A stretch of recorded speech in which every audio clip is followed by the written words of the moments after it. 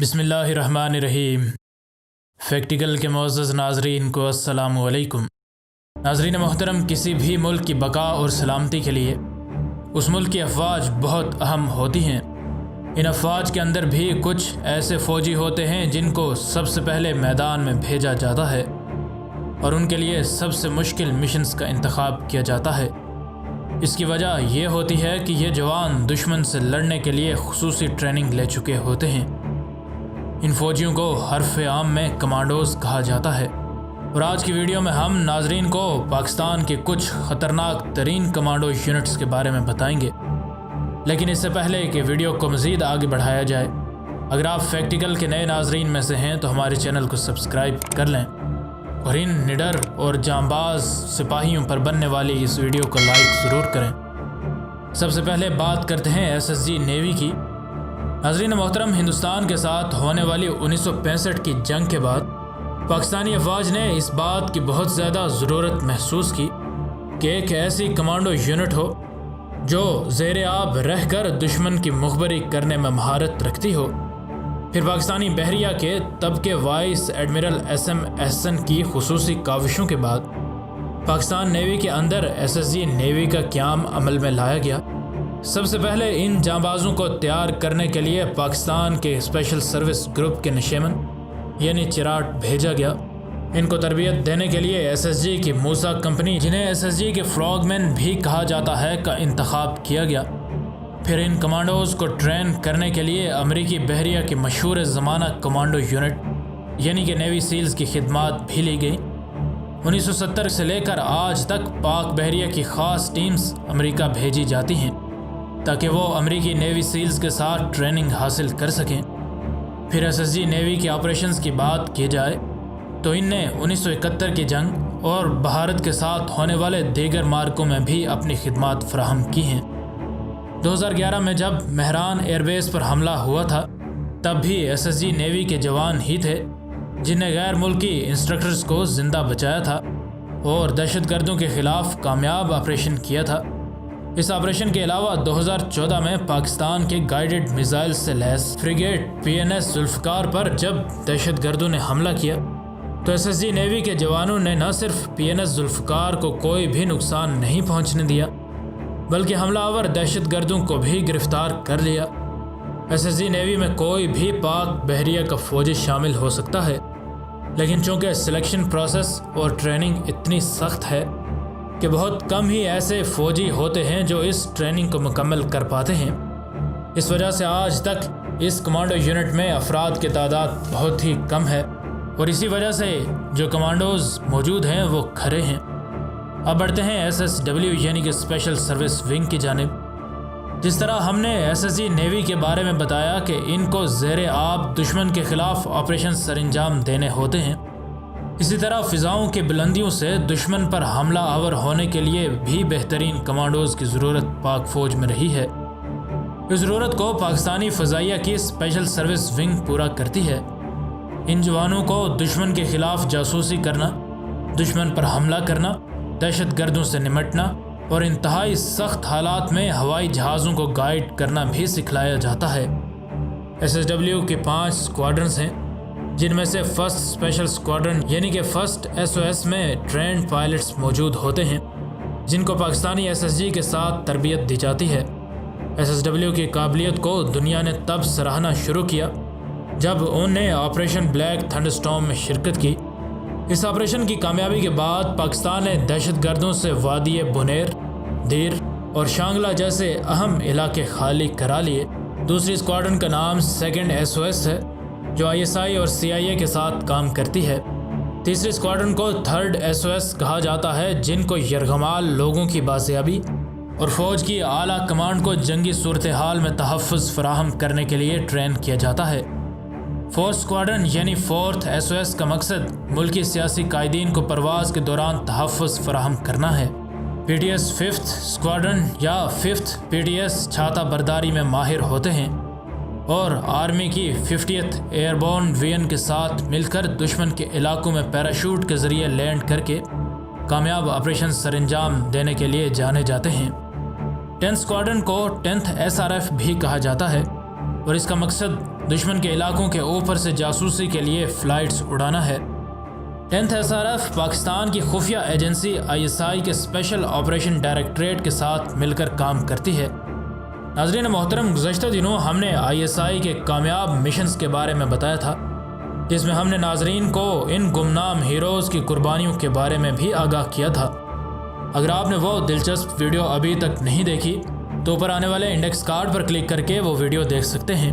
اب بات کرتے ہیں پاکستان کی سب سے خطرناک ترین کمانڈو یونٹ یعنی کہ اسپیشل سروسز گروپ کی۔ ان جوانوں کا نعرہ ہی من جاں بازم یعنی کہ جان قربان کرنے والا ہے۔ بزنس انسائیڈر آسٹریلیا نے اپنی ایک لسٹ جاری کی جس میں انہوں نے پاکستانی SSG کو امریکہ کی سیلز اور برطانیہ کی SAS سے بھی اوپر نمبر 1 پر رکھا۔ SSG کے جوانوں کو بغیر ہتھیاروں سے لڑنے، مختلف قسم کے ہتھیاروں کا صحیح نشانہ لگانا اور اس کے ساتھ ساتھ جاسوسی اور فوری حملے کے گر بھی سکھائے جاتے ہیں۔ SSG کو ایک میجر جنرل کمانڈ کرتا ہے اور اس کو 8 بٹالینز میں تقسیم کیا گیا ہے۔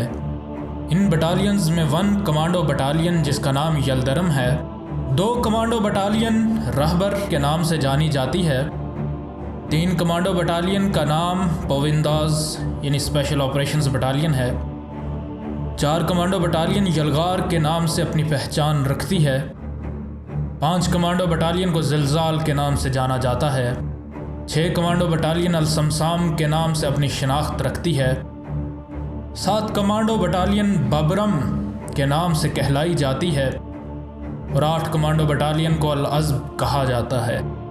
اس کے علاوہ SSG کی 2 آزاد کمانڈو کمپنیز بھی ہیں، جن میں موسیٰ کمپنی جو کہ ایمفیبیس آپریشنز یعنی پانی کے نیچے ہونے والے آپریشنز میں اپنی کارکردگی دکھاتی ہے، اور زرار کمپنی جو کہ کاؤنٹر ٹیررزم میں اپنا ثانی نہیں رکھتی۔ SSG کی مکمل ٹریننگ پر بھی ہم نے گزشتہ دنوں ایک ویڈیو ناظرین کے گوش گزار کی تھی۔ اگر آپ وہ دلچسپ ویڈیو ابھی تک نہیں دیکھ سکے تو اوپر آنے والے انڈیکس کارڈ پر کلک کر کے وہ ویڈیو دیکھ سکتے ہیں۔ اب بات کرتے ہیں پاکستان کی اسپیشل کامبیٹ یونٹ کی۔ اس یونٹ کا بنیادی مقصد دہشت گردوں کے خلاف سٹنگ آپریشنز کرنا ہوتا ہے۔ اس یونٹ کو خیبر پختونخوا پولیس کی ایک ذیلی ادارے کے طور پر بنایا گیا ہے۔ 2015 تک اس یونٹ میں 150 مرد اور 32 ویمن کمانڈوز شامل کی جا چکی تھیں۔ اسپیشل کمبیٹ یونٹ کو ایئر بورن آپریشنز اور ایمفیبیس آپریشنز کو مہارت سے کرنے کے لیے بھی ٹرین کیا جاتا ہے۔ اب بات کرتے ہیں اسٹریٹجک پلانز ڈوین فورس کی۔ اس فورس کا مقصد ملک کے ایٹمی اثاثوں اور میزائل بنانے والی فیکٹریز اور ریسرچ اداروں کی حفاظت کرنا ہے۔ اس فورس کی کمانڈ پاکستان کے حاضر سروس لیفٹیننٹ جنرل کے پاس ہوتی ہے، جو کہ اسٹریٹجک پلانز ڈوین کے DG کہلائے جاتے ہیں۔ موجودہ دور میں اس فورس کی کمانڈ لیفٹیننٹ جنرل سرفراز ستار کے ہاتھ میں ہے۔ ناظرین محترم، گزشتہ دنوں ہم نے پاکستان کی کورز کے بارے میں بھی ایک ویڈیو بنائی تھی، جس میں ہم نے ناظرین کو پاک فوج کی کورز کے بارے میں معلومات فراہم کی تھیں اور بتایا تھا کہ کون سی کور کا سربراہ کون ہے۔ اگر آپ نے وہ ویڈیو ابھی تک نہیں دیکھی تو اوپر آنے والے انڈیکس کارڈ پر کلک کر کے وہ ویڈیو دیکھ سکتے ہیں۔ ناظرین محترم، ابتدا میں ملک کے ایٹمی اثاثوں کی حفاظت کی ذمہ داری پاک فوج کے ذمہ ہی تھی، لیکن بعد میں یہ ذمہ داری پاک فوج نے SPD فورس کے سپرد کر دی۔ اس فورس میں شامل ہونے کے لیے کسی بھی پاکستانی شہری کو ان جسمانی اور ذہنی آزمائشوں سے گزارا جاتا ہے جو کہ پاک فوج میں سلیکٹ ہونے والے سلیکشن پروسیس سے بھی زیادہ سخت ہوتی ہیں۔ اس کی وجہ یہ ہے کہ ان جوانوں کو انتہائی حساس علاقوں میں فرائض سر انجام دینے ہوتے ہیں۔ ابتدا میں ان جوانوں کو پاک فوج ٹرین کرتی تھی، لیکن بعد میں ان جوانوں کو Pakistan centre of excellence for nuclear security میں ٹریننگ دی جانے لگی۔ اس ادارے کو امریکی نیوکلیئر اثاثوں کی حفاظت پر معمور ادارے کے ماڈل پر بنایا گیا ہے۔ اب بات کرتے ہیں ایلیٹ پولیس کی۔ اس کمانڈو یونٹ کو پاکستان پولیس کے اندر جدت لانے کے لیے بنایا گیا ہے تاکہ پولیس بطریق احسن ملک سے جرائم کا خاتمہ کر سکے۔ ایلیٹ پولیس کو 1998 میں شہباز شریف نے بنایا۔ 2004 میں اس ادارے کو مزید فنڈز دیے گئے، جن سے اس ادارے میں مزید 5000 لوگوں کو شامل کیا گیا۔ پھر سارے پنجاب میں نئے چیک پوائنٹس بنائے گئے جن پر ایلیٹ فورس کے کمانڈوز کو لگایا گیا تاکہ اسٹریٹ کرائم کا خاتمہ کیا جا سکے۔ 2009 میں ایلیٹ پولیس تب خبروں میں آئی جب سری لنکن کرکٹ ٹیم پر دہشت گردوں نے حملہ کیا۔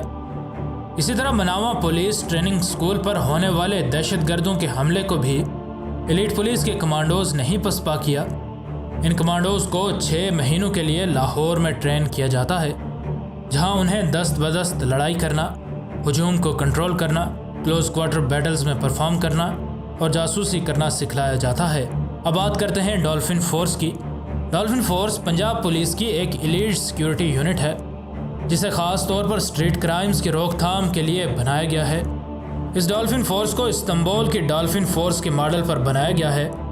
اس فورس میں 1800 کانسٹیبلز، 60 ASI، 5 SI، 4 DSP اور 1 SP موجود ہے، جو کہ 300-500 cc ہونڈا موٹر سائیکلز پر 3 شفٹس میں کام کرتے ہیں۔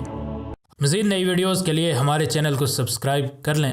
ملتے ہیں اگلی ویڈیو میں، تب تک کے لیے اپنا اور اپنے دوستوں رشتہ داروں کا بہت سا خیال رکھیے گا۔ فی امان اللہ۔